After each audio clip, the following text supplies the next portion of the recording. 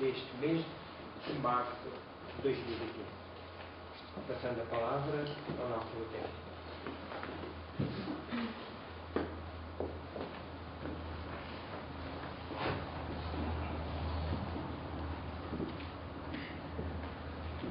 Boa tarde para todos, nosso abraço fraterno e amigo, e agradecidos mais uma vez pela oportunidade de aqui estar, pela oportunidade de retornar a esta casa, né? Uma vez que há alguns anos atrás tivemos a alegria de desfrutar dessa presença numa jornada sobre Herculano.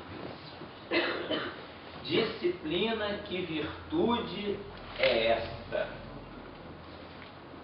Para que venhamos a abordar essa questão da disciplina, né, para o nosso encontro da tarde, é importante que venhamos a saber, primeiro, o que é disciplina.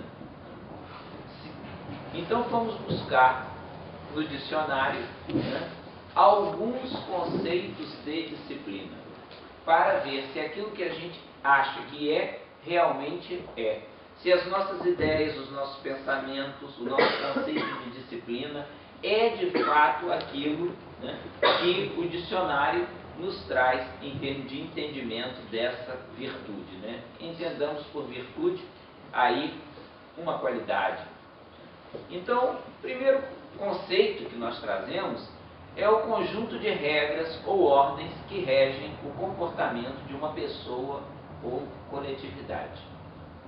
Conjunto de regras, não é apenas, né, uma única regra, é um conjunto delas, né, e que irão reger, que irão, digamos assim, organizar, que irão preparar, né, o comportamento de uma pessoa ou de um grupo de pessoas. Ainda no dicionário, nós vamos encontrar como conceito de disciplina observância das regras.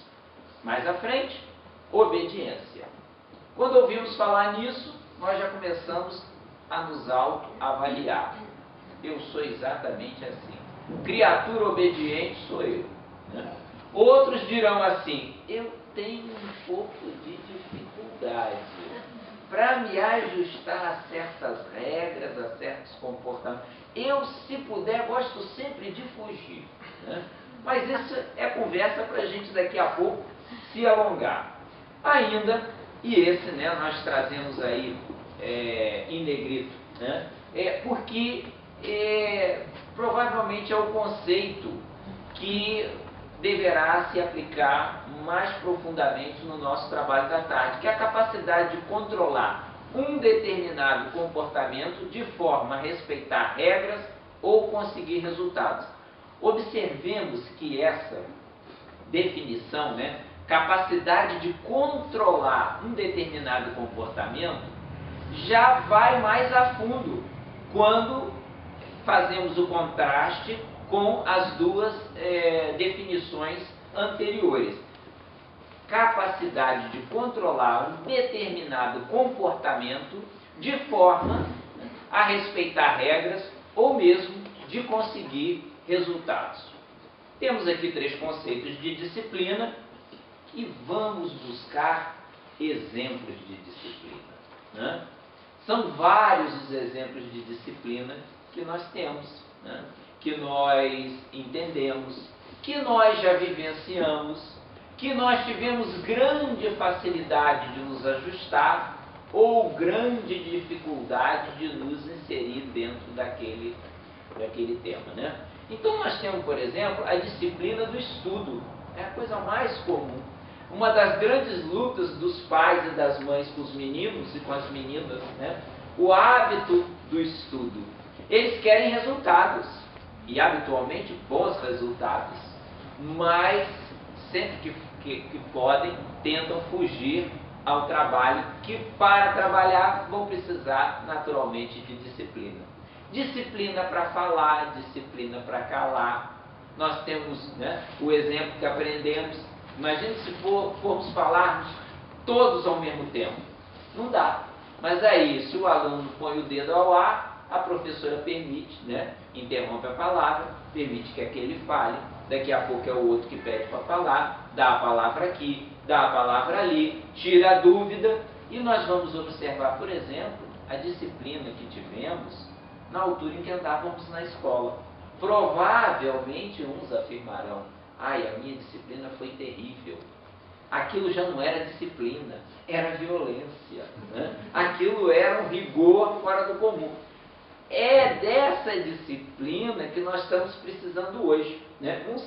Uns dizendo que ela não era adequada para a época, mas outros já dizem assim: se calhar é aquele tipo de disciplina que hoje é capaz de dar resultado, né? Porque quando encontramos o depoimento dos professores, dos profissionais ligados à educação, da dificuldade, às vezes, do próprio professor estar em aula e poder expor um tema e apresentar, nós vamos observar isso. Então, nós temos disciplina onde? Na escola, né? Uma das coisas que observamos é que, antes, por vezes, de entrarmos na escola, às vezes no ATL, né? Às vezes no pré-escolar, nós vamos aprendendo a entrar na bicha, uns atrás dos outros, para não irem todos ao mesmo tempo passar naquele instante pela porta, né? A disciplina de lavarmos as mãozinhas antes de comermos, né? De secarmos as mãos e não sairmos sacudindo, molhando o chão, molhando o colega. Coisas simples, mas que a gente chama a atenção dos meninos e das meninas. Disciplina na escola. Depois, o próprio hábito do estudo. Como é que nós vamos conseguir resultados se nós não temos o hábito?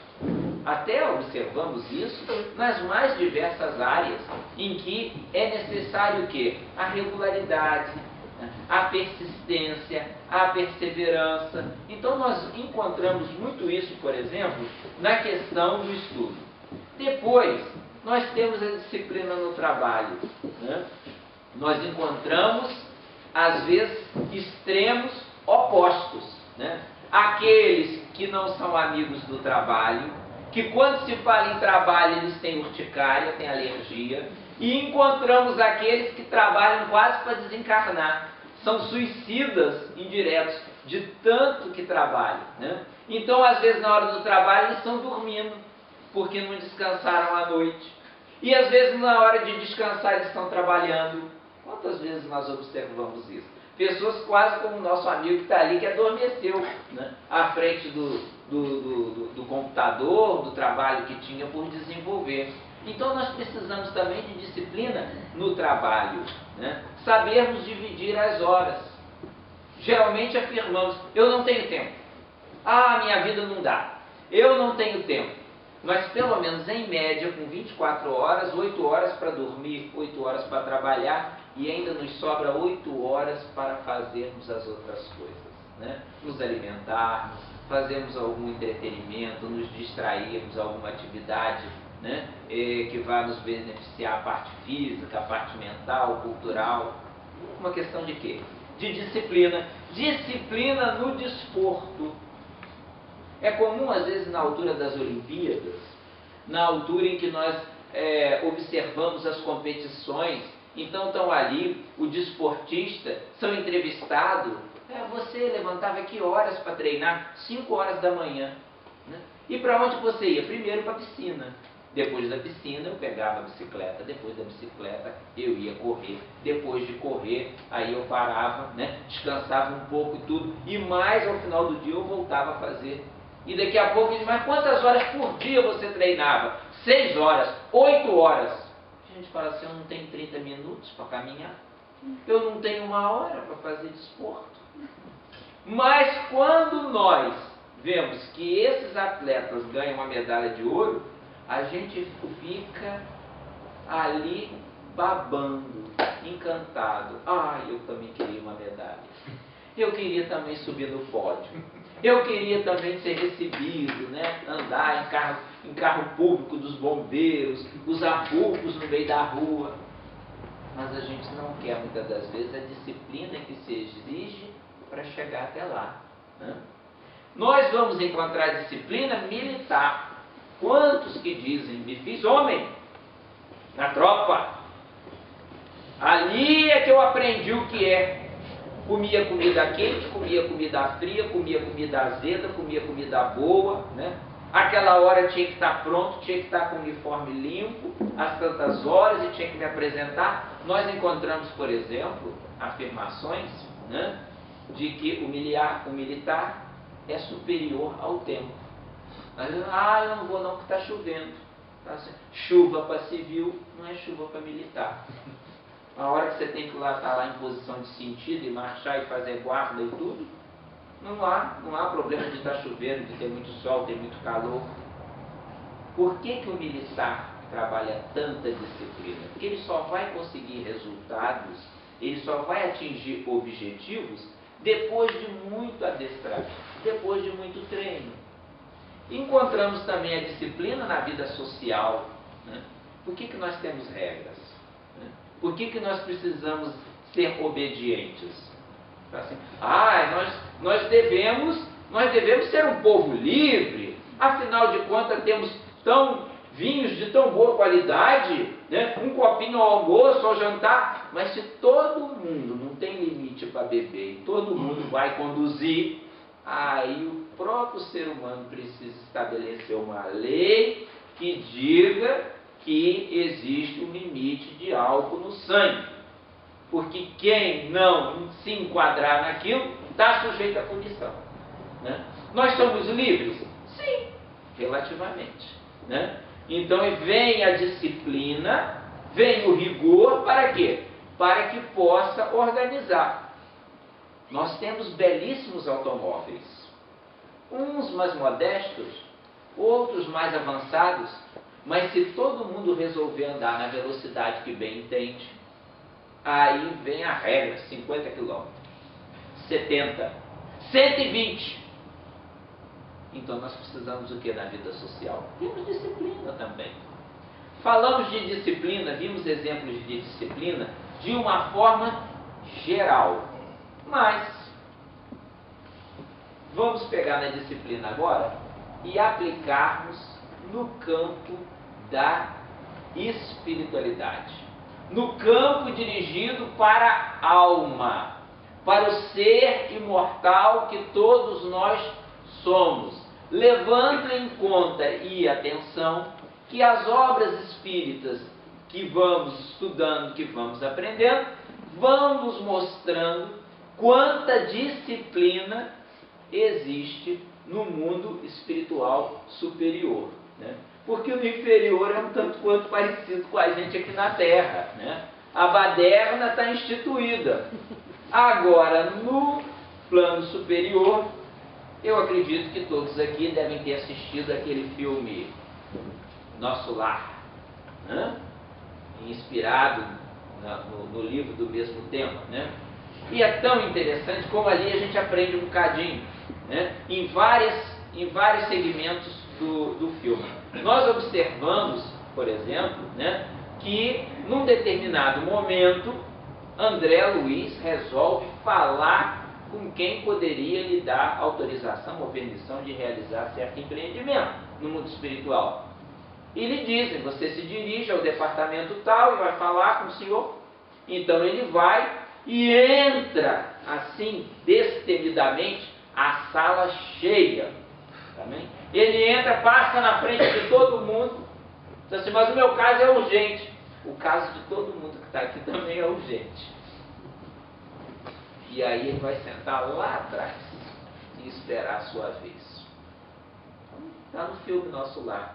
Quem não se lembrar, volta a ver o filme que vai registrar isso lá. Quando ele finalmente chega, que atendeu aquela gente toda, ele diz assim, mas o meu caso... Dá a entender que o caso dele era privado. Fala assim, não, aqui nós atendemos os dois ao mesmo tempo. Porque o exemplo de um serve para o outro, o exemplo do outro serve para esse um. Então, olha, já viu? Nós observamos isso. Mas vamos pegar a disciplina na espiritualidade. Vamos pegar um outro caso aqui. Vamos falar de Madre Teresa de Calcutá. Tá bem? Quando falamos em Madre Teresa de Calcutá, que nós podemos considerar que no século XX, junto com João Paulo II, foi a maior expressão do cristianismo, da Igreja Católica, nesse século XX. O Papa João Paulo II e Madre Teresa de Calcutá. Pegando Madre Teresa de Calcutá, quem nunca teve o cuidado de ler alguma coisa sobre a vida dela, tem coisas muito interessantes em que ela, por exemplo, vestuário, roupa, só precisava de 2 peças, uma no corpo e a outra para lavar. Quando aquela que estava lavada estava em condições, ela botava no corpo e a outra ia para lavar. Todas as pessoas que quisessem fazer parte das missionárias da caridade, ainda hoje, só tem 2 peças de roupa. Na altura em Calcutá, a roupa típica, que era o sari, né? Branco e azul. Às vezes a gente se vê às voltas, não sabe fazer com tanta roupa que tem em casa, né? A gente já não pensa na roupa, a gente já pensa no armário, né? Então, um armário maior, porque a roupa não cabe lá dentro. É sair que a gente pensa. Mas Madre Teresa de Calcutá só tinha 2 peças de roupa. Máquina de lavar nas missionárias da caridade é, ainda hoje, supérfluo. Supérfluo. Televisão, supérfluo. Ai, que eu não passo em minhas novelas. Olha só. A gente tem máquina para lavar louça, tem máquina para lavar roupa, tem micro-ondas para aquecer, para descongelar, uma série de facilidades, né?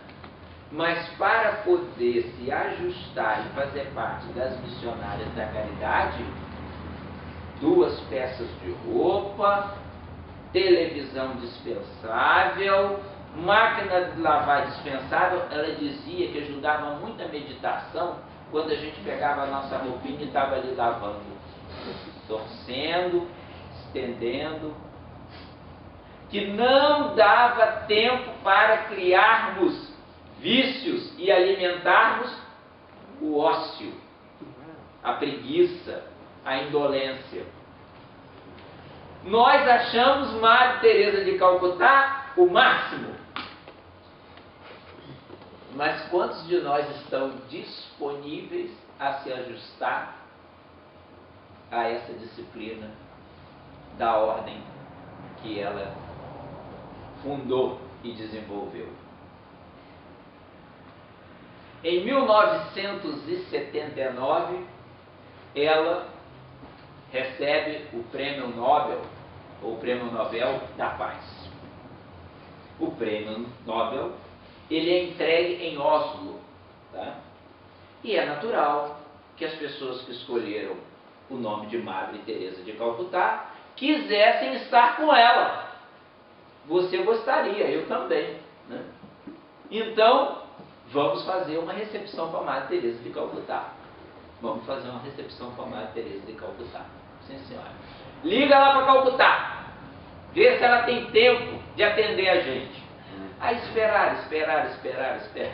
Ela lá atendeu. Disseram, olha, para dizer a senhora que a senhora ganhou o prêmio Nobel da Paz, nós que vamos fazer aqui um jantar para poder lhe homenagear, para poder lhe entregar o prêmio é não sei de quantos, tantos dólares e tudo, e nós queremos aqui a sua presença, a senhora tem que chegar no dia tal, tem que ficar até o dia tal e tudo. E ela falou, não posso. Por quê? Porque tem um compromisso. Que já estão agendados, que já têm responsabilidade para com eles, não posso dispor de tanto tempo. Mas aí ela pensou, e na mesma ligação perguntou, escuta, quanto que vocês vão gastar para dar um jantar em minha homenagem? E eles lá disseram aquele número carregadinho de 0, né? Ela pensou e disse assim, olha, fazemos o seguinte, cancelamos o jantar, e vocês me oferecem o dinheiro, porque aqui em Calcutá eu vou conseguir oferecer milhares de refeições para os necessitados, durante X tempo.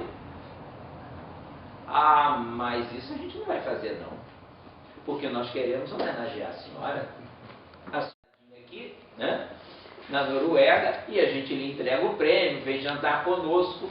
Eu não vou. Se vocês não derem o dinheiro, eu não vou. Né?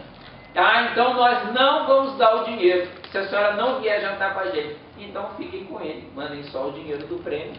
Muito obrigado. E assim foi. Quantos estariam disponíveis a dispensar um jantarzinho desse?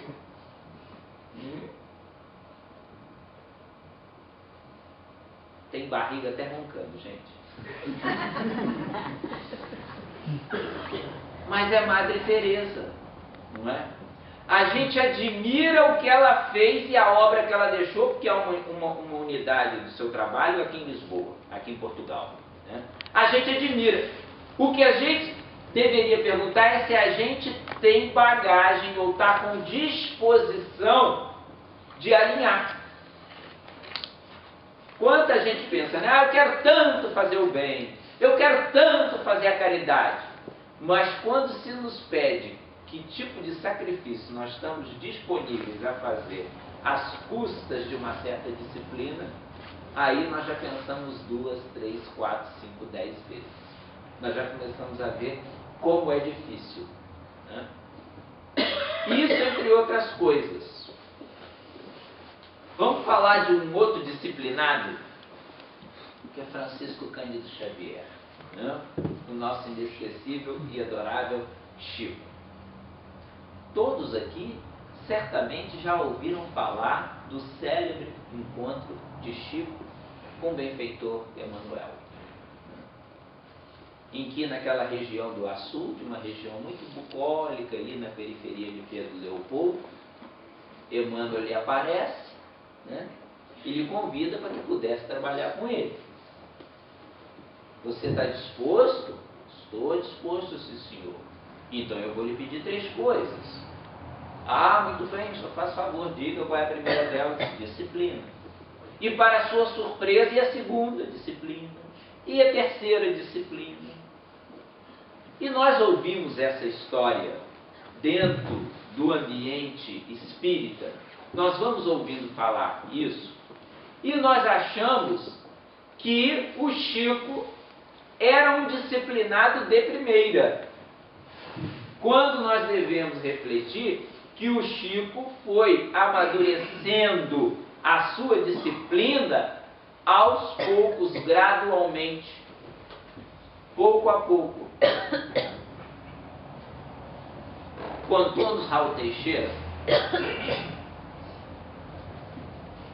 quando teve a oportunidade de fazer um encontro, um seminário lá em Águeda conosco, junto com várias outras instituições da região, que certa feita era muito comum as pessoas visitarem o Chico, algumas de perto e um grande número de pessoas vindo de longe.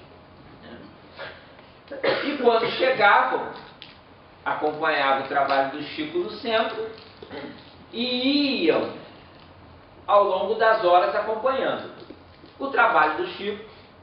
Quem já leu algumas das suas biografias, poderia acabar 2 da manhã, 4 da manhã, 5 da manhã, e às vezes era quase o tempo dele em casa tomar um banho, mudar de roupa e trabalhar. Emmanuel, benfeitor, muito compadecido do Chico, falou assim: ô Chico, vamos fazer o seguinte, como você tem muita tarefa, como você tem muitos trabalhos, você cuida da sua atividade lá no grupo, e quando, pela manhãzinha, antes de você adormecer, você me aguarda, eu estarei aqui, vou lhe aplicar passe, você vai dormir 1, 2 horas no máximo, e vai despertar novo como se tivesse dormido 7, 8 horas. Né? Então, o Chico assim fazia. Lá pelas 4, 3 e tanta da manhã, ficava sentado, depois das atividades na casa espírita, chegava, comia alguma coisa, mudava de roupa, fazia sua higiene. Tem muito espírita que acha que os tarefeiros espíritas não tem essas questões, né? De tomar banho, comer, dormir. Acha que a gente se alimenta do ar do centro, né? Então, o Chico ficou esperando, Emmanuel vinha, lhe aplicava o passe, né? E o Chico dormia 1h30, 2 horas, ia trabalhar, estava novo no dia seguinte. Chegou uma caravana de São Paulo. E o Chico, depois da sua atividade no centro, né? O pessoal se reuniu, agora toma um chazinho, prova uma bolacha, agora uma torradinha, quem é que não gosta? Um pastelzinho de nata, né, se fosse em Portugal, e mais um cafezinho, daqui e dali um chocolate, e o Chico foi ficando. Quando foi lá para as 3, 4 da manhã, está lá o Chico no quarto esperando Emmanuel. O relógio foi dando e nada de Emmanuel aparecer. Ele acabou caindo para o lado de tanto sono, o relógio despertou, ele tinha que levantar, levantou meio trôpego, né? Praticamente empregou o olho naquela noite. Quando chegou a noite no centro, Emmanuel aparece e ele pergunta: meu irmão, você essa noite esqueceu de mim. Eu fiquei lhe esperando e contava que você fosse lá me aplicar o passe, né? Tanta atividade. E Emmanuel lhe esclarece: Chico, eu disse que quando você ficasse em tarefa ativa, na senda do bem, auxiliando o próximo, você receberia o nosso apoio. Agora, para ficar na descontração, no chazinho, no come-come, isso é por sua conta, Chico. E foi disciplinado assim, né? Então isso nós costumamos observar, né, que quando ouvimos falar do Chico, nós julgamos que ali já temos aquele ser querido pronto, acabado, quando nós vamos gradualmente, todos nós, melhorando-nos, aprimorando-nos no campo da disciplina. Nós vimos exemplos de disciplina na nossa vida comum, vimos exemplos de disciplina no campo da espiritualidade e vamos agora ver a disciplina nas tarefas espíritas. Agora a gente traz para a casa espírita. Agora a gente enxuga um pouquinho esse nosso limite, né, de atuação. Uma vez que o fato de não estarmos dentro da casa espírita, também não estamos isentos da disciplina. Porque a vida lá fora também assim pede, também assim exige, também assim nos convida. Então, na disciplina, nas tarefas espíritas, né, ela vai contar com o quê? Ela vai contar com a nossa consciência do dever espiritual. E é a altura de nós nos perguntarmos intimamente: qual é a maturidade da minha consciência? Em que nível que eu estou? Em que plano que eu me encontro? Nós encontramos pessoas, né, que elas já atingiram a maturidade, a necessidade, né, de tudo que podem fazer para poder ajudar o seu semelhante, atenuar a dor aqui e ali. Todas as áreas aonde se pode atuar, ela procura se debruçar. Porém, encontramos outros companheiros também que ainda têm um nível de maturidade em que a responsabilidade é dos outros. A gente critica e responsabiliza o governo. A gente critica e responsabiliza o chefe do trabalho. A gente critica e responsabiliza os companheiros mais antigos na casa espírita, mas a gente ainda não se incluiu. Fulano já devia, Beltrano já tem conhecimento para. Isso é o quê? É o nível da nossa consciência do dever espiritual. Quando nós estudamos acerca de disciplina e a aplicação, a utilidade disso dentro da nossa vivência na casa espírita, né, nós vamos ver que a nossa consciência, ela se alarga, ela se amplia na medida em que nós entendemos que o maior necessitado de disciplina somos nós.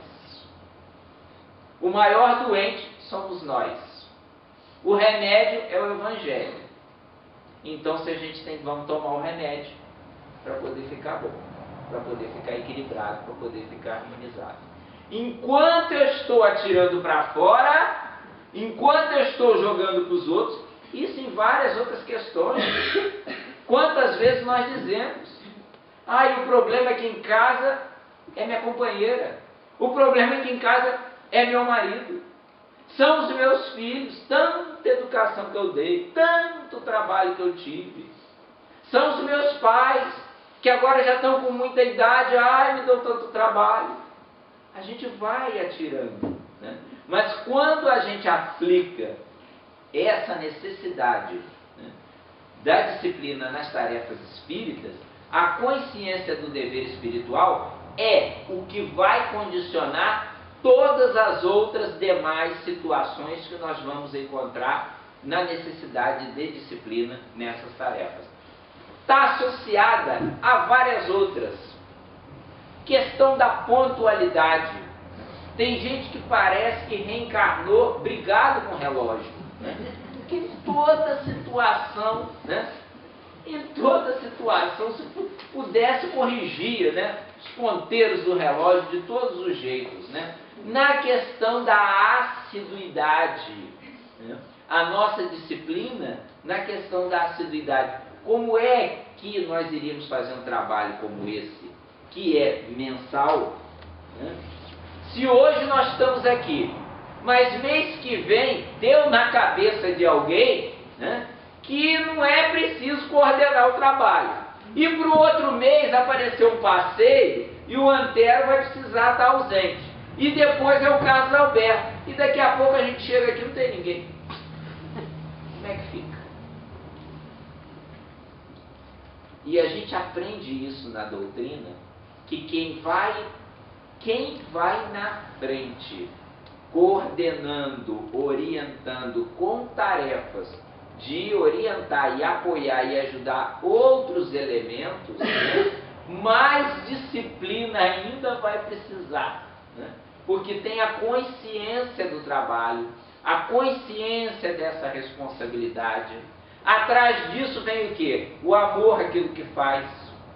Nós encontramos. Às vezes ouvimos de alguns companheiros no centro, né? Eu tenho que ir ao centro. Tem que ir. Tem que ir porque é obrigado. Não, se eu não for, os obsessores me pegam. Quando a gente vai por amor, não há obsessor que aguente. Não é com os guias, não aguenta com a gente, com a nossa perseverança, com a nossa disciplina, com a nossa insistência, né? Atrás disso vem o quê? Vem a perseverança. Tudo aquilo que a gente tem que fazer muita força ainda para fazer, é porque a gente ainda não conquistou. O que a gente está fazendo com grande leveza é sinal de que a gente já tem progresso adiantado nessa área. Não é preciso muito. Basta a gente se autoavaliar. O que a gente faz com uma certa leveza é sinal de que a gente já tem caminho andado. O que a gente diz, custa tanto. Eu sei, me disseram que eu preciso orar todas as manhãs, todas as noites. Eu abro o livro cai.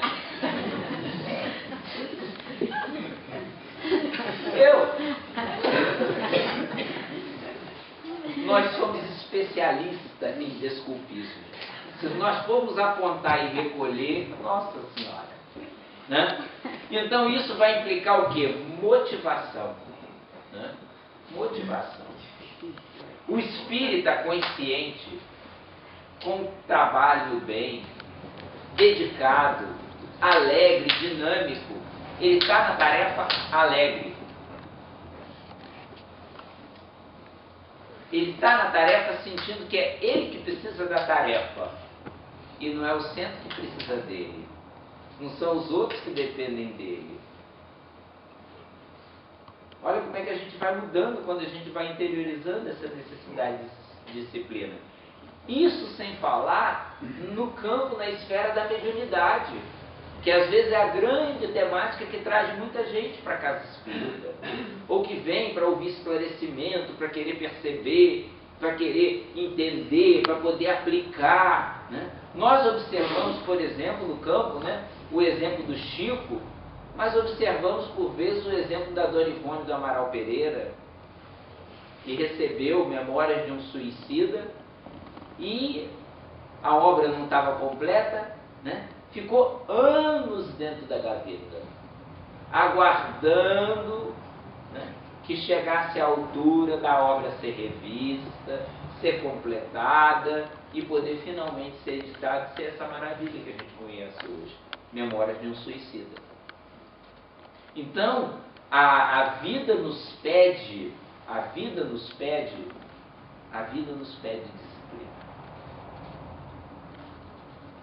E se a gente não vai por bem, a gente vai por mal.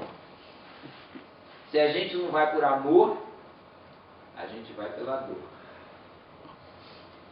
Não tem jeito. Nós temos acompanhado e vivenciado situações, são inúmeras, em que nós vamos constatando isso. Quando falamos na disciplina, na esfera geral. Quando falamos na disciplina, no âmbito da espiritualidade. Quando falamos de disciplina, nas tarefas espíritas. A constatação que nós fazemos é que nós ainda somos espíritos jovens em termos evolutivos, em termos dessa conquista.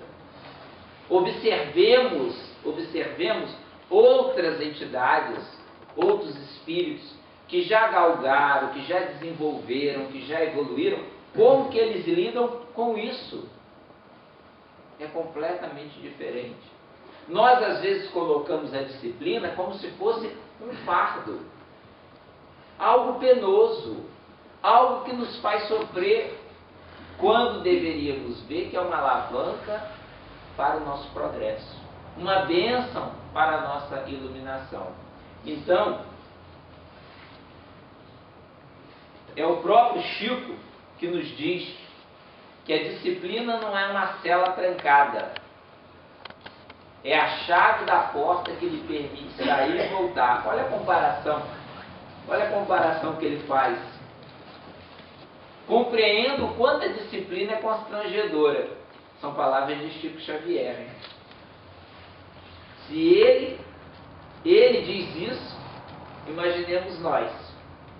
Compreendo o quanto a disciplina é constrangedora, mas se com ele os médios lutam tanto sem ela, pelo menos quanto a mim, eu não conseguiria caminhar, né?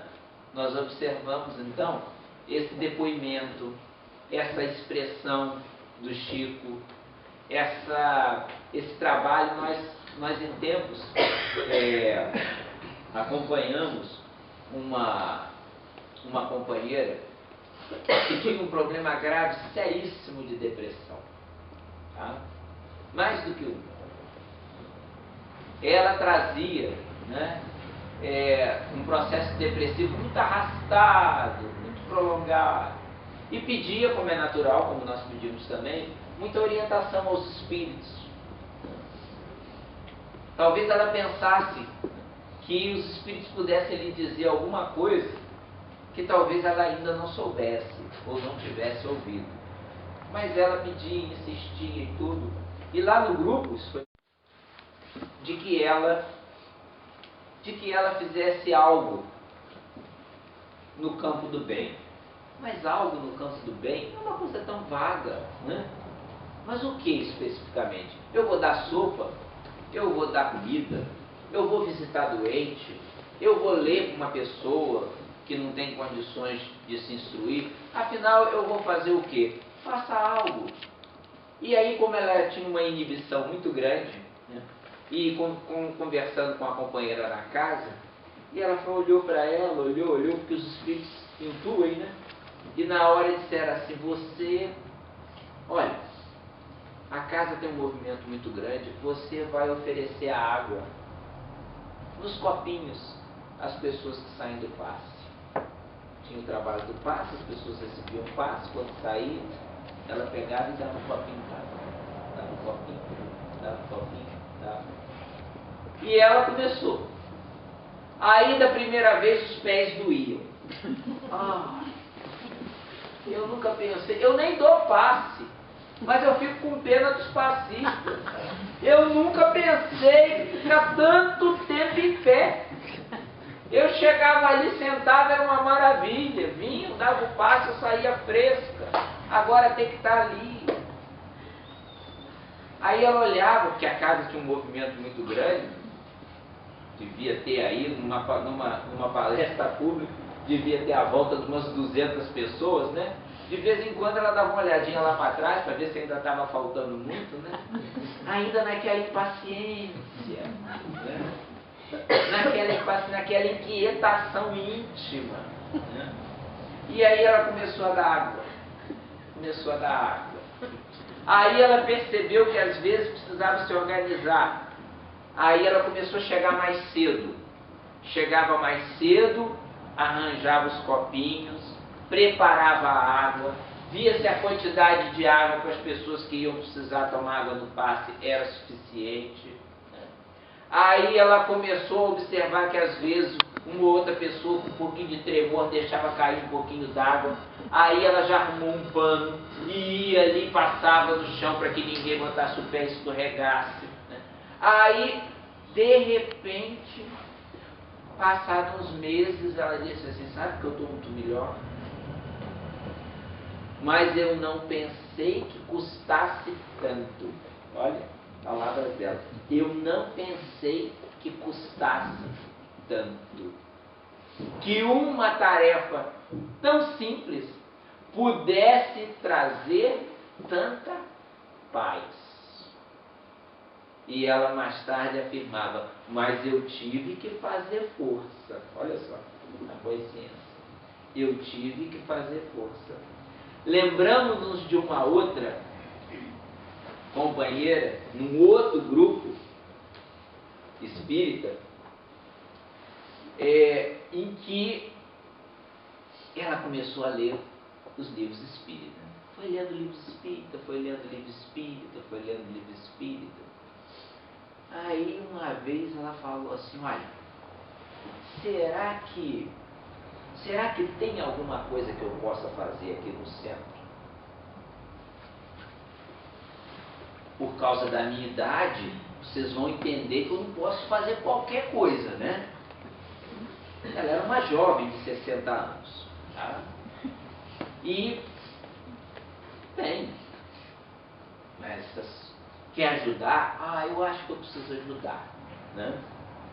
Mas aquilo causou uma certa surpresa nos companheiros que estavam ali para organizar. Falou assim, mas o que te leva a esse gosto em querer?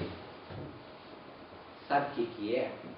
É que eu cheguei à conclusão que eu estou com 60 anos, tenho consciência que a desencarnação chegará mais cedo ou mais tarde, e eu nunca fiz nada de graça para ninguém. Tudo que eu fiz até hoje tinham que me pagar, fosse de uma forma em dinheiro, fosse de outra. E eu estou aprendendo nessas obras espíritas que a gente tem que fazer, conforme o Evangelho de Jesus, honestamente, dar com a mão sem esperar receber com a outra. Imagine que eu vou desencarnar. Eu não acho que sou uma má pessoa, mas eu reconheço que eu poderia, até esse momento, ser uma pessoa melhor. E lá na altura do centro espírita perguntava, o que a senhora sabe fazer? Eu a vida inteira fui escriturária. Papel na minha mão, aquilo é arquivado, aquilo é numerado. Se é fatura, quem é que deve? Vai pagar, olha o prazo. Se eu tenho que pagar, eu estou atento, não deixo passar. Exímia, brilhante escriturária. E aí, lá na casa espírita havia uma tarefa na secretaria, né? Porque tem tarefa de tudo, né? Tem tarefa na limpeza, tem tarefa em tudo quanto a gente imaginar. E ela foi e começou a dar o seu contributo na organização da secretaria. Correspondência que chegava, papel que vinha, notificação de atividades, e aí ela começou a fazer um belíssimo trabalho. Belíssimo trabalho. Fruto de quê? Fruto de disciplina. Ela percebeu que era ela que precisava, não eram os outros. Então, quando a gente observa essas palavras de Chico, que disciplina não é uma cela trancada, disciplina não é para nos castigar, não é para que a gente tenha que fazer penitência. Às vezes a gente traz a penitência na cabeça. Deixamos certos condicionamentos, mas sentimos aquela necessidade de punição. Na doutrina espírita nós temos necessidade de reabilitação. Fez mal? Não faça outra vez. Pode reparar? Repare quanto antes. Faça caridade. Isso é o que contribui para a nossa paz. Então o Chico dá o exemplo. E nós vamos também encontrar, né, a proposta de Joana de Ângeles, que nos diz que a felicidade do homem decorre, pois, da disciplina que este se impõe. Enquanto nós não sentirmos a necessidade de disciplina na nossa vida, nos nossos hábitos, em pequenas coisas, dificilmente nós conseguiremos aplicar essa necessidade de disciplina nas coisas maiores, na essência espiritual. Isso nasceu quando nós fomos nos debruçar sobre essa temática. Por que esse estudo? Por que esse tema? Porque nós constatamos em nossa casa que nós tínhamos muita necessidade de perceber o que era disciplina, para poder se ajustar. Nós só conseguimos identificar indisciplina quando a gente estuda e sabe o que é a disciplina. Aí a gente diz assim, eu ainda sou indisciplinado nisso, naquilo outro, eu preciso me melhorar. Então foi esse o motivo. Então eu gostaria, né, quando a gente pega esse conceito, né, a capacidade de controlar um determinado comportamento de forma a respeitar regras ou conseguir resultados, esse é o terceiro conceito que nós trouxemos na definição de disciplina. Porque a gente observa aqui que esse conceito, a capacidade de controlar um determinado comportamento, vai bater naquilo que nós aprendemos, como é que se reconhece o verdadeiro espírito, né? Pela sua o quê? Transformação moral. Ah, mas eu não consigo ainda. Transformação moral eu não mudei nada. Mas aí Kardec continua dizendo, e pelos esforços que faz para domar suas más inclinações. Aí todo mundo se ajusta. Fala assim, isso é para mim. Eu ainda não me transformei, mas eu ainda sinto que eu preciso. Então, quando a gente pega aqui a capacidade de controlar um determinado comportamento, né, o comportamento indisciplinado, de forma a respeitar regras. O dia que nós tivermos a consciência do que devemos fazer, nós não vamos precisar de regras, não vamos precisar de punição, não vamos precisar de leis rigorosas. Por quê? Porque nós já sabemos, na nossa consciência está ali, muito declaradamente, o que precisamos.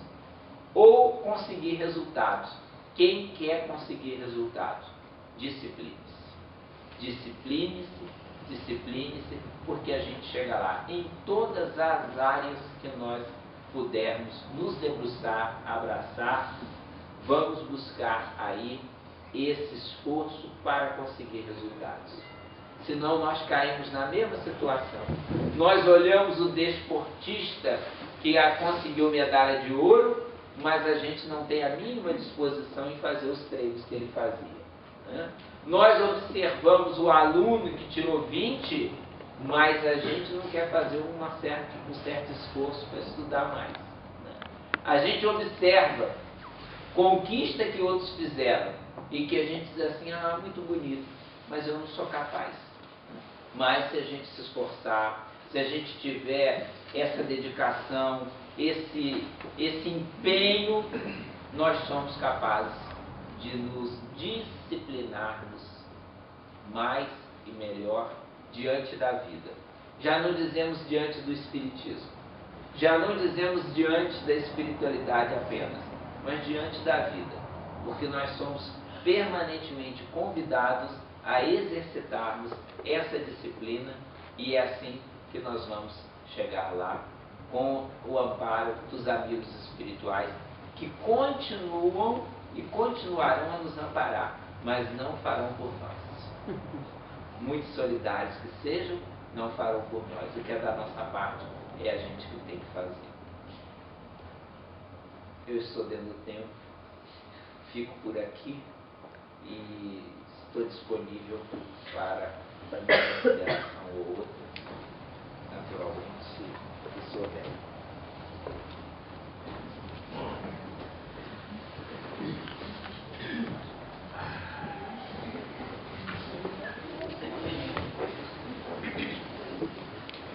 Então, estimados amigos, depois destas lições, destas aprendizagens que aqui fizemos, que o nosso Lutério nos trouxe, com exemplos tão reais e tão importantes para a nossa própria vida, para que nós consigamos perceber em nós que aspectos é que nós temos que melhorar nestes aspectos relacionados com o tema da disciplina, que é tão urgente na nossa vida para a conquista da paz que tanto almejamos. Vamos abrir um espaço para perguntas relacionadas ao tema. O nosso voluntário está aqui disponível para nos poder ajudar. Portanto, meus queridos amigos, sintam-se à vontade e abrimos então um espaço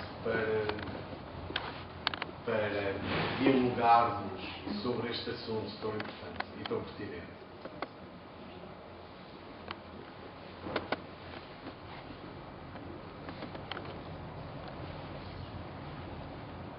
Estamos todos a aprender. É disciplina. Aqui o que custa é o início.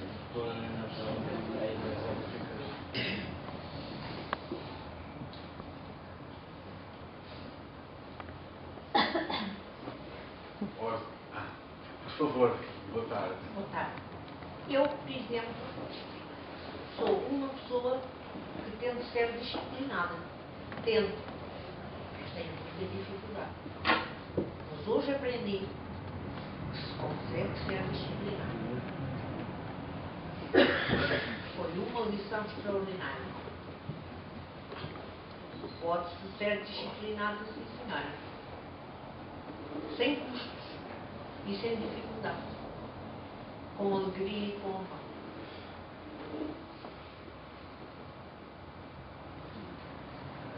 Questões, por favor. Olá, Luísa. Boa tarde. Todos nós, somos mais outros menos, aprendemos muito hoje com a palestra. Todos nós temos muita disciplina ainda para agir em vários pontos, e uma das coisas que queria fazer é o seguinte. Dentro dos tarefas que nós temos a vida lá fora, é sempre importante começarmos por disciplinar-nos no nosso dia a dia para conseguirmos ter a disciplina espiritual. Caso contrário, é importante. Mas também nos tarefas que nós temos, muitas vezes vamos acompanhar trabalho com alguma disciplina e indisciplina, e muitas vezes não sabemos, às vezes, por essa situação em conceitos. Como é que nós podemos incutir o sentido de disciplina em adolescentes. Fantástico, observação a sua. Acho que não sei se todos ouviram como é que nós podemos incutir, né, essa necessidade de disciplina nos adolescentes. Né? Nós temos um trabalho na casa, na instituição, já há alguns anos com jovens. Tá? Entendemos que é um investimento e uma oportunidade muito aliciante. Né? Nós estamos hoje diante de gerações muito diferentes. Né? O que é disciplina para mim é disciplina do conceito para os meus pais e para os meus avós, como é diferente também para os meus filhos, e certamente um dia serão diferentes também para os meus netos, penso eu. Né? Mas o jovem, né, ele geralmente tem uma grande aspiração pela liberdade. Né?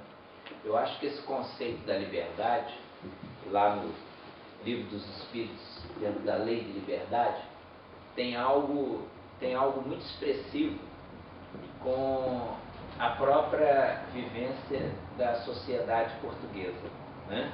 No pós-25 de abril, Dia da Liberdade. Né? Uma liberdade tão esperada, mas que a gente começa a observar diante de opiniões das mais variadas, né? Opiniões positivas, opiniões negativas e tudo. Né? O jovem é um espírito que ele desperta na adolescência. Não, quem tem filhos, quem tem jovens, quem convive com eles, tem que perceber que o adolescente, a juventude, é um espírito imortal, né? Que vem um tanto quanto adormecido no seu processo reencarnatório durante algum tempo, e quando chega na adolescência, ele se revela. Então nós vamos encontrar que nesse anseio de liberdade, né, isso não pode ser confundido na juventude com libertinagem, tá? Que seria liberdade sem responsabilidade.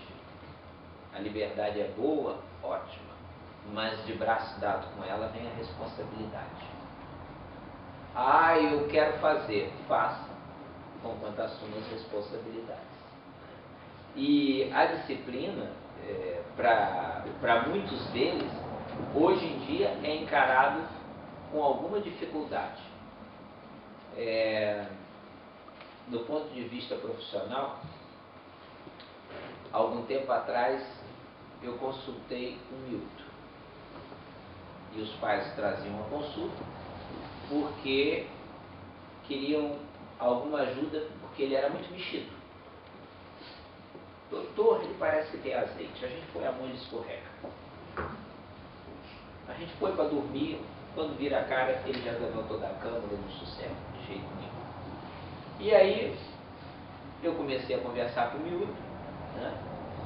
E o pai e a mãe do lado, né? E enquanto ele mexia numa coisa, para lá, para o outro e tudo, me dava atenção, parava aí. E eu perguntei assim, escuta, o que você quer ser quando crescer? Ele parou, olhou para o pai, olhou para a mãe, me fixou e disse assim, eu quero ganhar muito dinheiro. Mas ele não esperou que nenhum de nós três, eu e o pai e a mãe, pudesse abrir a boca. Eu quero ganhar muito dinheiro, mas não quero fazer nada.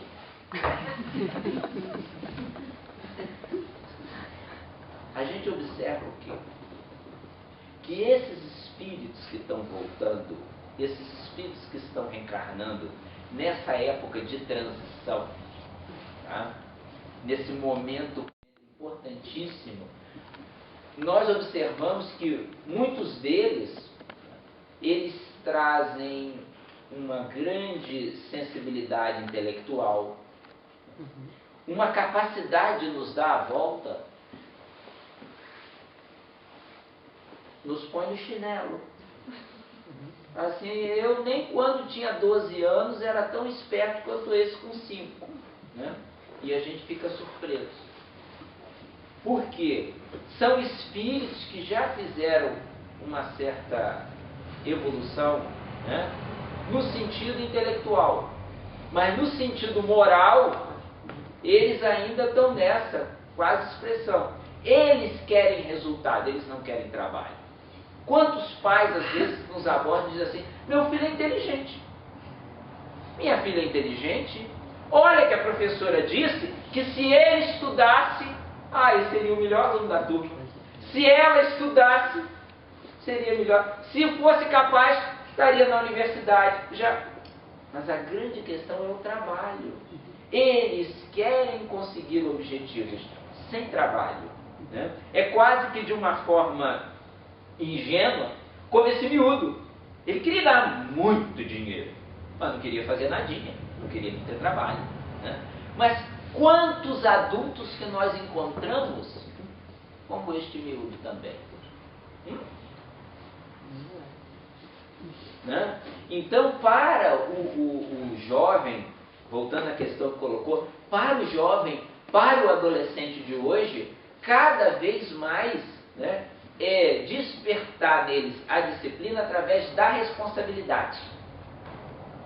Todos querem direitos, deveres não. Todos querem. Nós observamos isso. Então, para isso, eles precisarão trabalhar outras virtudes que virão, né? Que é uma liberdade com responsabilidade, né? Um sentido de respeito. Né? Eu sou livre. Pois, mas a tua liberdade vai até onde começa do outro, e vice-versa. Né? Quando nós constatamos, aquele período de grande repressão, de grande controle e tudo, né? Era muito mal. Ouvimos depoimentos, saudade daquele tempo. E já encontrei outros mais pessimistas que dizem assim: nem com 10 Salazares a gente colocava Portugal hoje nos eixos.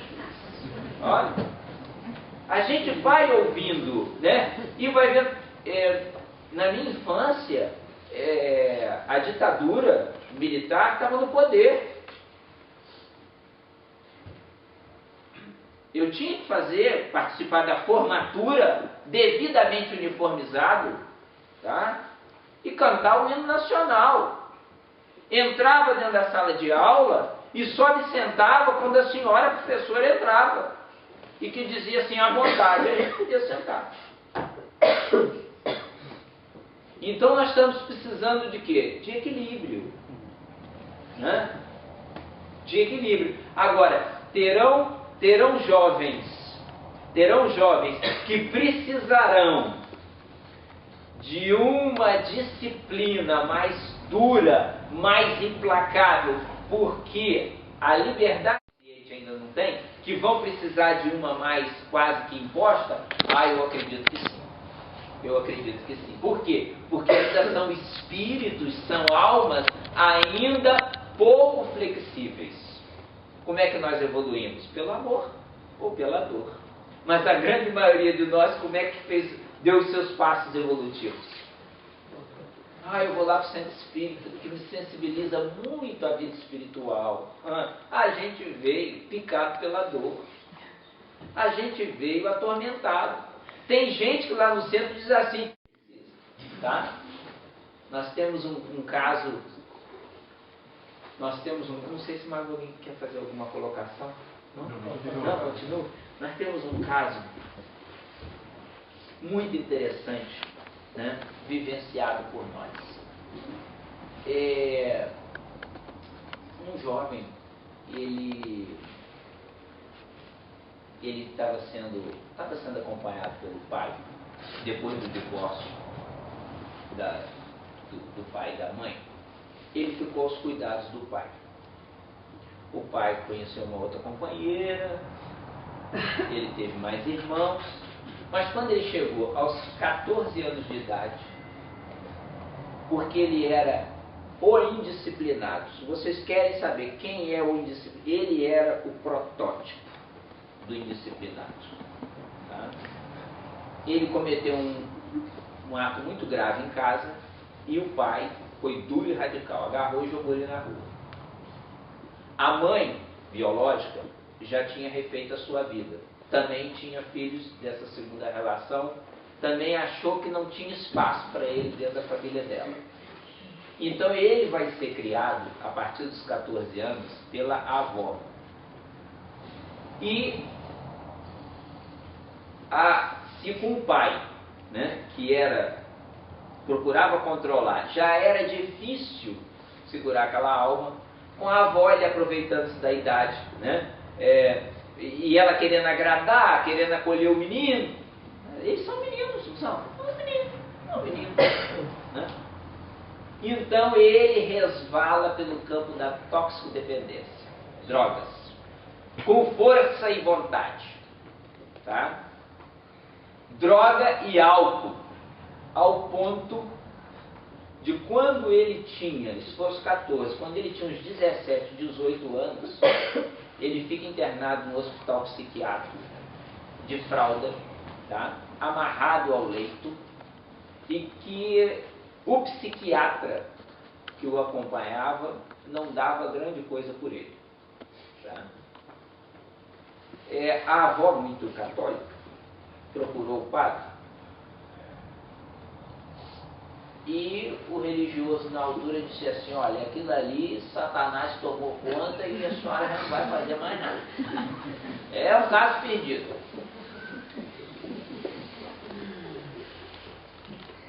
E um dia esse rapaz ouviu falar que tinha lá um centro espírita, apareceu no centro espírita. Ainda chegou lá esmurrado, com pisaduras, com hematoma, com aqueles sinais de ter passado um período na droga, do álcool, com tremores e tudo. E ele vinha assim e pediu para ver se podia frequentar ali o centro. A reunião é pública, conquanto que você conjugasse, né, a vivência da casa, ele poderia participar e tudo. Né? E ele, né, na sua vida, como eu dizia, o protótipo do indisciplinado. Tá bem? Então arrumava trabalho, as pessoas no centro, ele começou a frequentar, as pessoas começaram a gostar dele, porque ele era simpático, era uma alma doce. Tá? Indisciplinado com horário, indisciplinado para dormir, indisciplinado para trabalhar. As pessoas arrumavam trabalho, ele ia num dia, no segundo dia ele já chegava atrasado, mandava embora. Arrumava outro trabalho, ele ia no primeiro, no segundo, arrumava uma discussão com o colega, botavam ele na rua. Depois ele chegava atrasado. Na hora que ele tinha que estar dormindo, porque tinha que levantar cedo para entrar no trabalho, ele estava no computador, ele estava na internet. Entendeu? Não dormia, não despertava quando o relógio tocava, chegava atrasado, o patrão mandava embora. Era o indisciplinado. Tá? Então, ele foi andando, e tínhamos a oportunidade de conversar muito com ele e dizíamos assim: olha, você, com o seu histórico, contava como o indivíduo que andou na droga, sempre o indivíduo que andou na bebida, sempre o indivíduo que fez desacato à autoridade, que foi preso, que isso, que aquilo. Então lá, ele depois, a gente sempre aprende, né? E ele começou a orar, e ele contou que numa das suas orações, a coisa que ele mais pediu a Deus é que o ajudasse, colocando na sua vida alguém que o ajudasse. Tá? Passado um tempo, ele apareceu e disse: arrumei uma namorada. O que é uma coisa boa. Arrumou. Mas como ele já tinha arrumado outras, e algumas tão ou mais indisciplinadas do que ele, a gente não ficou muito empolgado com aquilo. Mas arrumou uma namorada. Olha aquela mulher daqui, ela é de longe, ela é filha de portugueses, ela é assim, ela é assado, vou me encontrar com ela e tudo. Eu falei: vai, você corta o cabelo, corta as unhas, toma banho, se arranja, se prepara. Você vai arrumar namorado, você tem que se preparar. poder chegar lá, ter uma boa. Aí ele foi, se preparou e tudo. Foi. Passado pouco tempo ele voltou e disse assim, olha, estou indo embora. Estou indo embora. Consegui e eu vou, agora consegui, vou tentar minha vida na Alemanha. Eu falei, uau, vai mesmo. Como ele era indisciplinado, falei, isso é fogo de palha, daqui a pouco está de volta.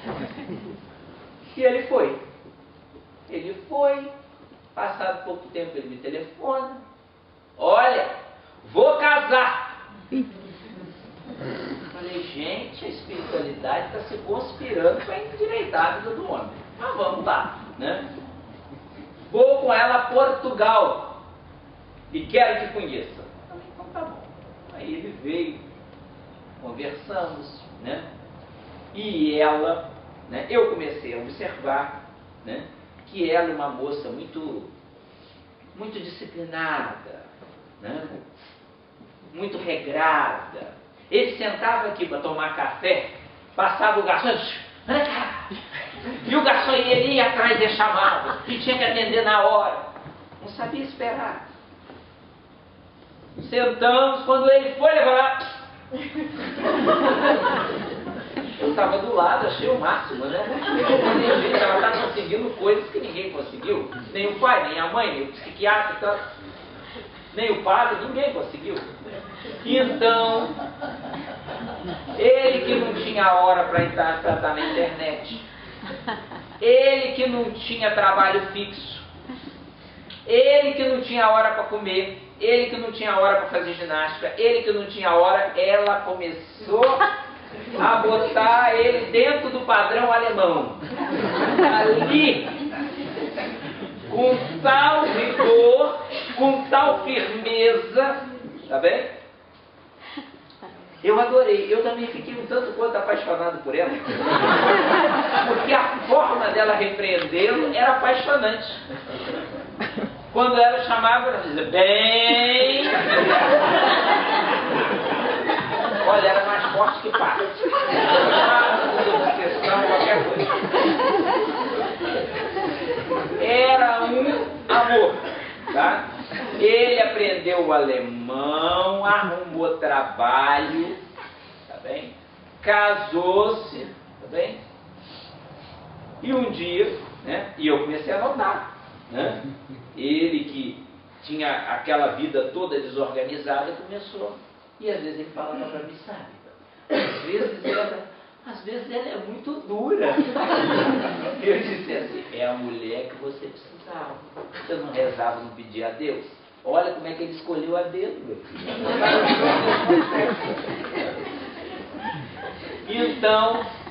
Então, depois disso, quem passou as maiores situações difíceis com ele foi a avó. E a avó, certa feita, pediu para conversar comigo. Eu fui até lá e ela disse assim, olha, na vida dele está tudo bem agora. Só tem uma coisa que eu não gosto muito. Eu falei, olha, mas qual a situação do seu neto? O histórico dele? A senhora ainda se vai colocar em uma condição de dizer que tem uma coisa que não gosta muito? Falou, pois é, sabe o que é? Eu falei, não, diga. É que ela é muito forte. Ela é muito gorda.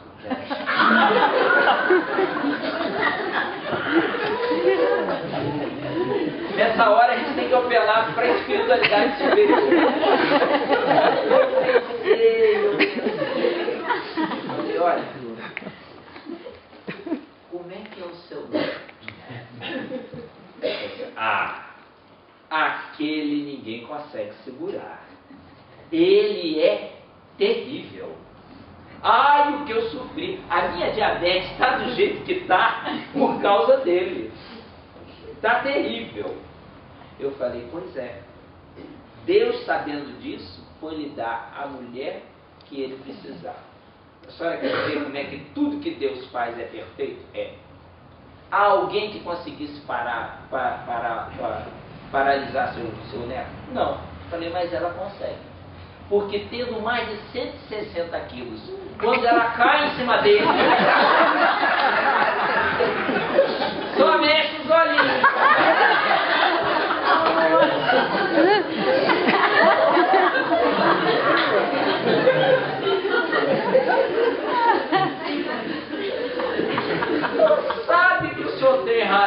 falei, pois é, mas é a providência divina.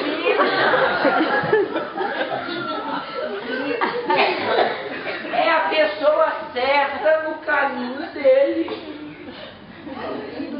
Agora tem horário para trabalhar, tem horário para dormir, entendeu? Está disciplinado. Ou seja, o que o pai, mãe, o padre, ninguém, a avó, ninguém conseguiu fazer, a vida se encarregou de colocar na vida dele uma criatura que pudesse ajudá-lo nesse campo. Eu dizia aqui há pouco, aquilo que a gente não faz por livre e espontânea vontade, a vida se encarrega de fazer por nós. Ah, se encarrega. A vida se encarrega. Situações de vida que vêm nos disciplinar. A avó dele nunca mais reclamou. Outro dia estávamos juntos e ela dizia para ele, continue gordinho. Ele gosta de mulher assim. Então, são vivências, são experiências, são aprendizados. E a gente pode, há tanta coisa que a gente pode fazer. Tá? Então, esse é o exemplo de um jovem indisciplinado. Entende? Amorável, querido, um doce coração. Mas era. Hoje eu já jogo no passado o verbo. Era indisciplinado. Hoje está ajustado. E o jovem de hoje cada vez mais, né? Querendo os direitos, precisa também estar consciente de que tem deveres. Ui, e muitos. Não são poucos não. Tá? A gente sempre procura trabalhar, já que comentou nessa questão da juventude, trocávamos alguma impressão, né? Sobre o trabalho com jovens antes, né? Sempre procuramos trabalhar a questão da responsabilidade. Poder, vocês podem tudo, mas tem que estar preparado também para as responsabilidades, para as consequências. Se tiver, tudo bem. Não sei se tem mais alguma outra questão. Mais questões, amigos? Para o nosso Lutério. José Manuel, por favor. Boa tarde. Boa tarde. O nosso irmão falou na questão do 25 de Abril e houve-nos explotar de situações porque estávamos fechados há quase 50 anos. Sabemos pela psicologia das massas que quando acontece uma situação dessas há, o que quer dizer, ao destampar do garrafão, não é? É como se fosse uma garrafa de champanhe e sai tudo cá para fora. E isso verificou-se e, portanto, aquela liberdade que fomos obrigados a não ter, verificou-se depois nos anos subsequentes ao 25 de Abril. A minha pergunta é esta. Até que ponto essa liberdade permissiva, portanto, essa liberdade espontânea, mas que foi um bocado desregrada, teve influência na tal juventude que a Luísa falou, e até que ponto isso está conjugado com as crianças índigo que estão reencarnando no planeta? Muito boa a sua observação, entende? Porque, pela própria ótica espírita, o próprio contexto social onde nós estamos reencarnados também tem a ver com as nossas necessidades. Né? Também tem a ver. Provavelmente, aqueles que estiveram e ainda estão envolvidos nesse contexto político-social são espíritos com esse gênero de necessidade também. O que não quer dizer também que condicionasse, né, essa atividade um tanto quanto abusiva nesse sentido. Eu concordo que na medida em que existe, né, uma atitude de repressão, de observação, de ditadura, né, as gerações que vêm a seguir às vezes podem se alargar em termos de descompressão, como bem exemplificou, né? A tampa de uma garrafa de champanhe, aquilo não sai aos poucos, aquilo sai aos borbotões, se nós pudéssemos dizer assim, mas eu acho que é um momento que também acaba estando interligado com as chamadas crianças índigo ou cristal, né? de seres espirituais que não são criaturas perfeitas, não são espíritos perfeitos, são espíritos com dívidas, são espíritos com compromissos, mas que trazem alguns talentos, né? Uns na área humanística, outros na área social, outros na área intelectual, para poder contribuir para esse plano de renovação que nós estamos atravessando no terceiro milênio. Né? É curioso observar, né, que isso se acaba sendo uma certa constatação de alguns segmentos da sociedade portuguesa, se eu estiver falando corretamente, tá bem? Mas também por exemplo, da sociedade brasileira, né? Que teve os seus movimentos nos anos 80, né? Pela democracia, pelo fim da ditadura, e na altura, alguns militares disseram assim: vocês ainda terão saudade dos militares no poder. Tá? Do ponto de vista psicológico e espiritual, tá bem? Ouvindo observações e constatações como essa, será que muitos de nós ainda não tem essa necessidade de estar num ambiente social de dureza, de repressão, né? De uma liberdade cerceada? Eu coloco como uma pergunta. Né? Será que muitos espíritos não têm necessidade hoje de estarem reencarnados na China? Né?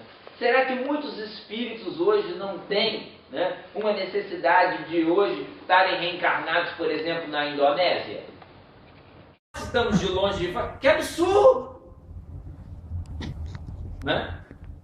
Mas provavelmente esse é o contexto social que aqueles espíritos que ali estão, né, estão com aquela necessidade também. Nós entendemos assim. Né?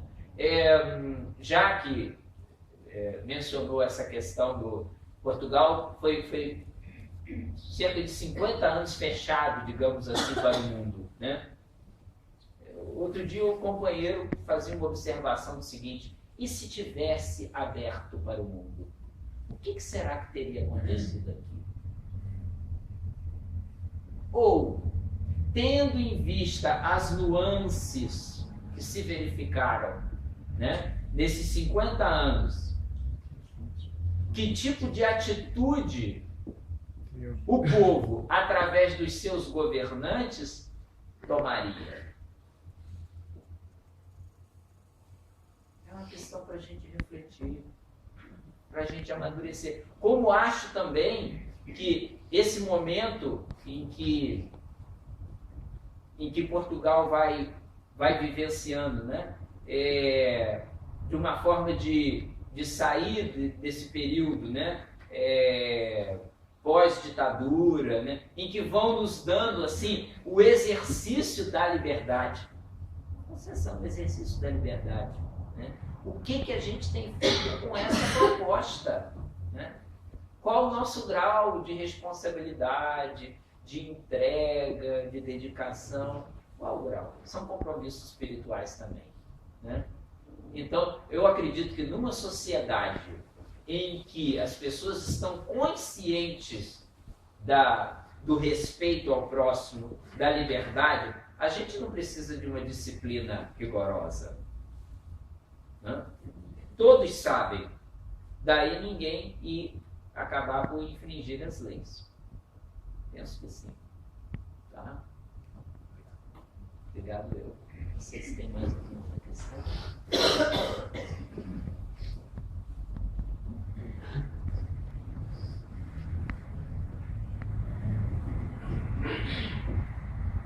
Mais algum aspecto? Alguma questão que queiram colocar? Outra questão relacionada com a comunicação. A comunicação que a gente falou. Sim. É legítimo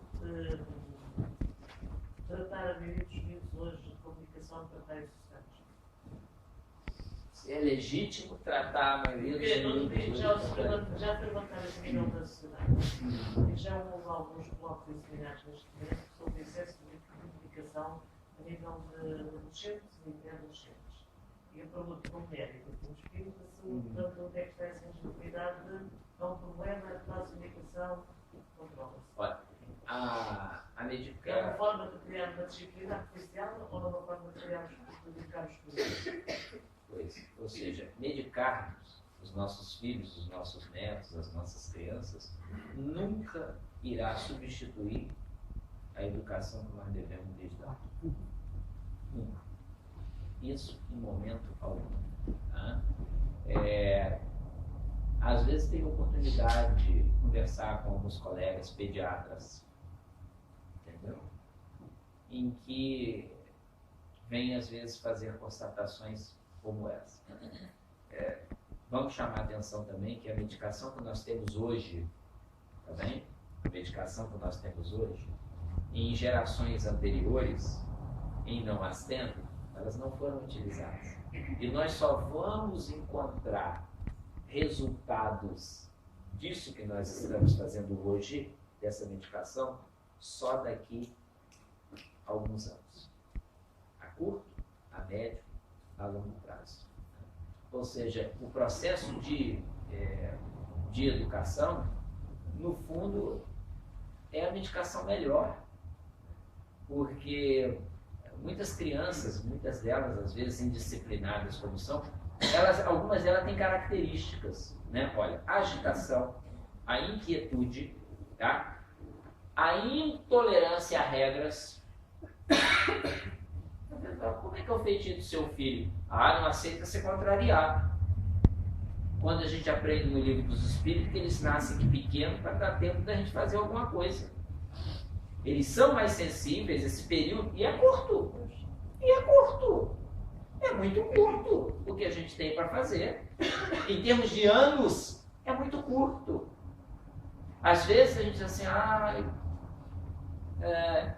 dá trabalho, eles têm outras coisas, gostam mais de estar na PlayStation, no computador, do que ir à evangelização, do que ir ao grupo de jovens. Mas às vezes, se nós fizermos uma insistência, um certo investimento, que é o investimento espiritual, em lhe trabalharmos, né? E não apenas lhes darmos, digamos assim, espiritismo, mas lhes darmos também do nosso tempo, da nossa atenção. Eu me recordo, em termos de vivência familiar, que quando às vezes, como qualquer criança, qualquer jovem, né, às vezes apresentava dúvidas e desejava conversar com a minha mãe, ela largava o que estava fazendo. Se estivesse cozinhando, desligava aquilo. Se tivesse professora, se estivesse corrigindo prova, pegava aquele monte de prova e jogava do lado. Se estivesse ocupada, limpando a casa, parava e costumava parar e me olhar nos olhos.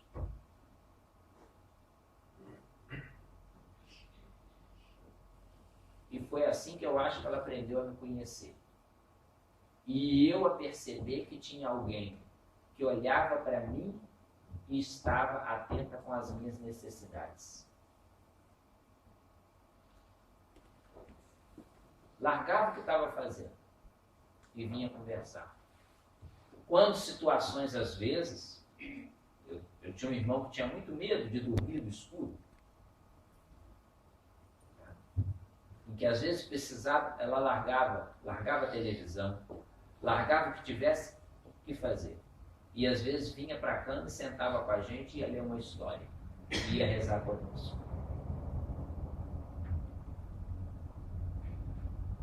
É mais fácil dar remédio? É mais fácil dar remédio. Isso é mais trabalhoso. Então hoje, voltando à sua questão, será que tem havido um certo abuso nesse sentido? Acredito que sim. Acredito que sim.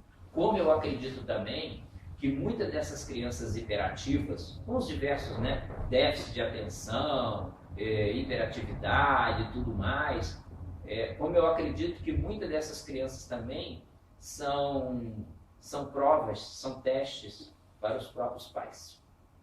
Tá? Porque essas crianças, elas não pedem só os cuidados básicos, a roupa, a comida, a escola, elas pedem da gente. Elas pedem da gente.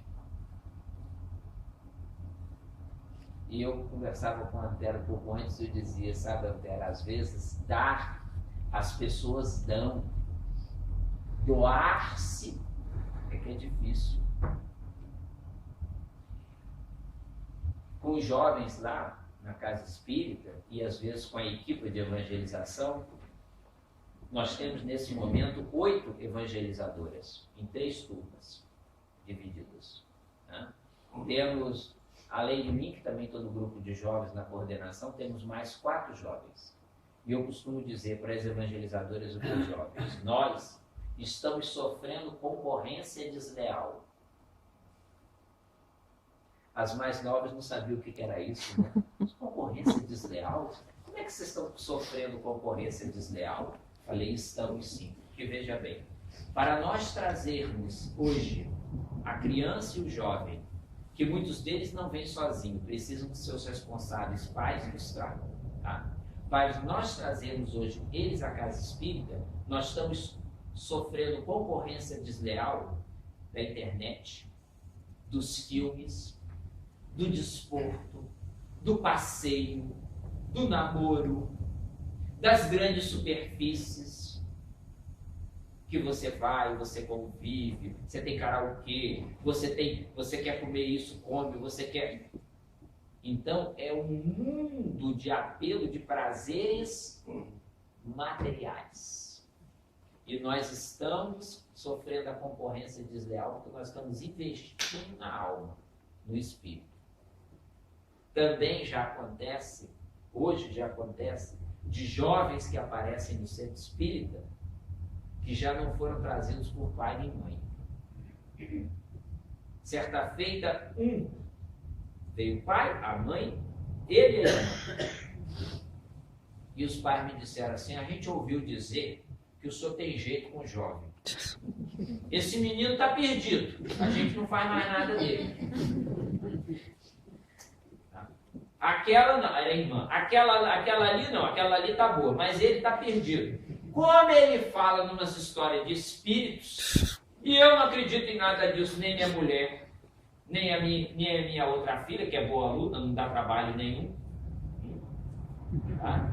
Então a gente trouxe ele aqui para ver se o senhor aceita ele aqui. Eu falei, aqui aceitamos todo mundo, né? Mas eu não posso contrariar, ele virá se quiser. Olha, mas eu e minha mulher, a gente não põe cá os pés, não. Temos que trabalhar, temos que ganhar dinheiro.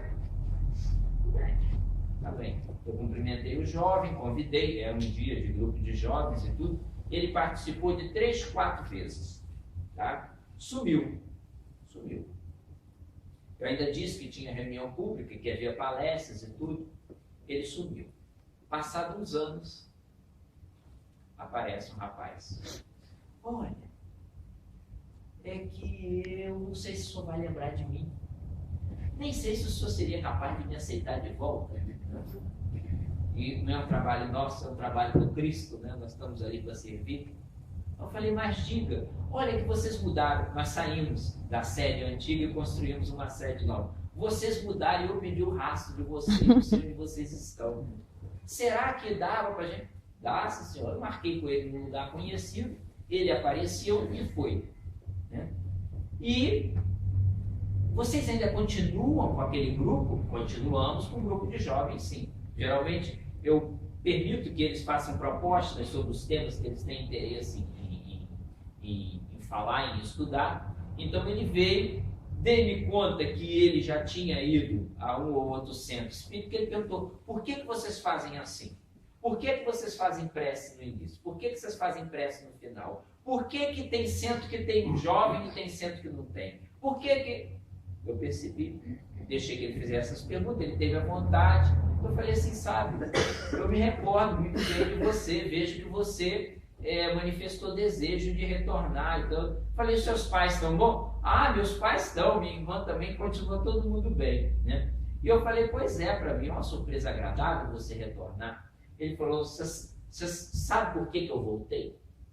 Eu voltei porque vocês são os únicos que aceitam debater as ideias. Todos os outros são donos da verdade. Vocês aceitam debater as ideias. Eu tenho ideias que eu sei que não estão de acordo com o Espiritismo, mas vocês aceitam que a gente fale sobre isso aqui naturalmente. Eu falei, com certeza. É claro que a orientação que a gente passa é espírita, mas nós aceitamos, né, as pessoas aqui mediante a sua oportunidade de trocar impressões e tudo, e ele tem frequentado regularmente. Entende? Então já são jovens que vêm, aparecem lá, e eu pergunto, foram seus pais que trouxeram? Mas meus pais não querem saber disso não. Meus pais não querem saber disso não. Eu vim porque um colega da faculdade, eu vim porque um colega lá, eu ouvi dizer que havia aqui um lugar assim, aí eu vim. Então eles hoje já começam a aparecer. Voltando à questão anterior, mundo de transição. Já são espíritos já despertos para a realidade espiritual, que já não precisa de pai e de mãe para poder levá-los. Eles vão buscar, eles vão querer. Então nós precisamos, sei que vocês aqui têm um trabalho também dirigido à infância, à evangelização, ao jovem, vamos investir nisso, entende? Vamos dar continuidade, vamos prosseguir, porque essas gerações precisam estar preparadas e lúcidas para esse tipo de coisa. Porque o mundo material pode oferecer muita ciência, mas não estuda lágrimas, não. Oferece muita ciência.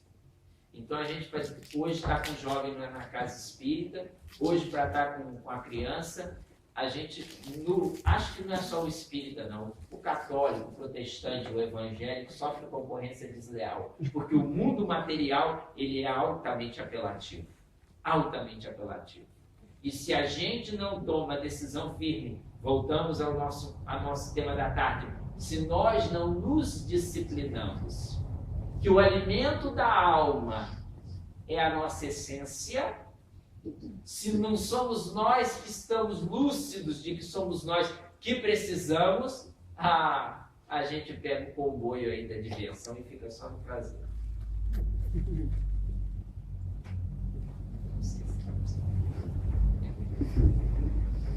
Queridos amigos, estamos muito gratos pela presença do nosso Luténio. Nós também. Nós também. Tá,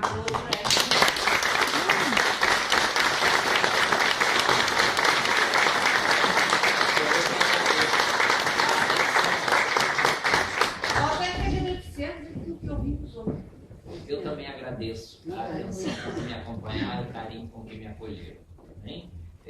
Deixo desde já o convite, se eventualmente passarem por Águeda, né? Ou tiverem lá familiares e tudo, poderão nos fazer uma visita com todo gosto, com toda alegria. Muito obrigado.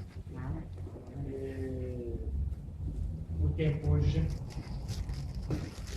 e vamos encaminhar para o final dos nossos trabalhos, com o coração pleno de alegria, com os horizontes alargados, a respeito do porquê estamos aqui e das nossas responsabilidades. E entendendo sempre que qualquer sonho que a gente tenha jamais se tornará realidade se não for a disciplina. Como nos diz o venerando Emmanuel, o venerando Chico Xavier. Em perseverança e tenacidade, a teoria do projeto jamais deixará o sonho de vir a ser. Disciplina. Queríamos lembrar que estes diálogos estão a chegar ao fim e que os próximos diálogos, no dia 5 de abril, vamos ter aqui um tema que nos toca a todos,